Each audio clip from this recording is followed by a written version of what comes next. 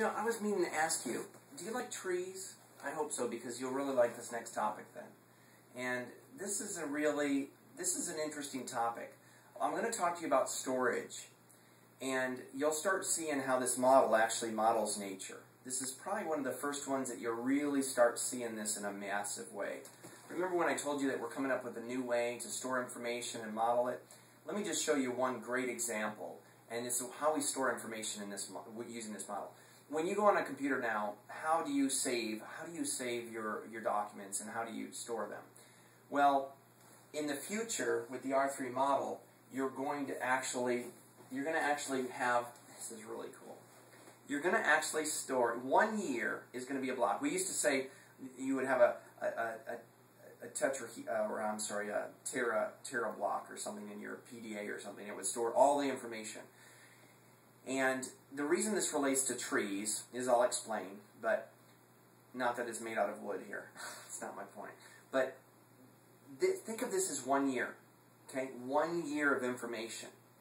And as it's stored in 27 regions, okay? But as your system is developing, you're building and you're adding information to this. You're adding to the mental system, you're adding to the social system, the present system, all the 27 regions you're adding to. And so your system is getting more adept, you're behaving better, you're upgrading it through behaviors, components, and resources. I'm trying to cover all my videos. I'm not going to be able to. But you've got an improved balance between your biological and technological siding, and you're just roaring. You are becoming a great R3, okay? So, what happens at the end of the year? Well, at the end of the year, this is what's unique. On your systems, normally you take your data and then you store it somewhere, right? Not so in an R3 model. The R3 model is completely revolutionary in this way. What it does is it takes your cube, compresses it, really small, and we have compression today, right? Well, it compresses it, and this becomes your center part. And then what it does is it actually grows out into the next layer of a cube. So let's say you're a 2-year-old R3, well, you would have one cube, and then you would have the cube going out. So let's say I was born in 1972, okay? That means I'm, I guess, 38 now. My birthday's in September. So if I did an R3 every year, I would actually have 38 rings, if you will, okay? Now, why do I call them rings?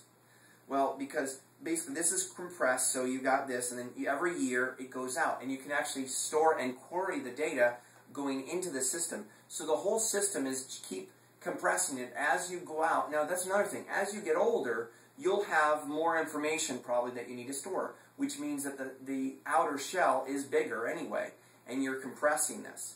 So more and more, it's getting compressed in, and your system is growing out. Now, how does this relate with a tree? Well, a tree, you've ever heard of tree rings, right? Every year, the tree grows and then actually keeps a record of that year. If there was a great storm, if you could see if there was a drought that year. If you cut open a tree and you see the tree rings, this will give you a good idea about how we will store information on the R3.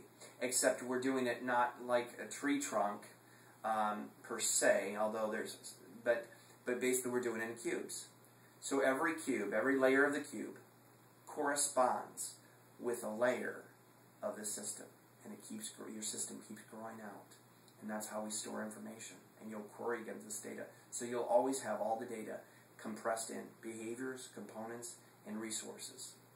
It's quite a remarkable system. I think so, but what do you think? Thanks so much.